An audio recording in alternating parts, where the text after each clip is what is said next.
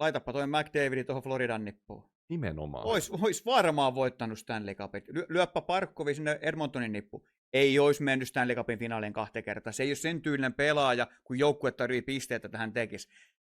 Parkkovilla on ollut tosi hyvä jengi ympärillä. Eihän Parkkovikaan vienyt sitä heikompaa Floridaa 5 vuotta sitten mihinkään. Jos se on niin hyvä, totta kai kehittyy matkan varrella. Mutta silloin, kun se joukkue oli heikempi, niin eihän hän tehnyt McDavidin suorituksia ja vienyt joukkuetta päätyyn asti ja ottanut sieltä hopeakaulaa. Sitten kun se joukkue oli superhyvä ympärillä ja oli idän ihan kärkijengi, niin sitten voittivat. Tämäkin olisi mielenkiintoinen tietää, että jos Alexander, mä nyt sanon, että mä monesti omassa kanavalla puhun siitä, että kun suomalaisilla on nämä suomilasit hitsattu tuohon ohimolle kiinni ja hirveästi vaikuttaa, mikä leima siellä passissa on. Laitapa Parkkovin Ruotsin lipun alle. Kuinka moni ottaisi Parkkovin silti ennen McDavidia joukkueeseen. Et mun mielestä tuossa liikaa näkyy se Suomi, että hän on Suomi-pelaaja. Ja tämä ei ole mitään Parkkovilta pois. Mun mielestä tämä on taas tämä mun rankingi, mun mielestä hän on NHL:n paras keskushyökkäjä.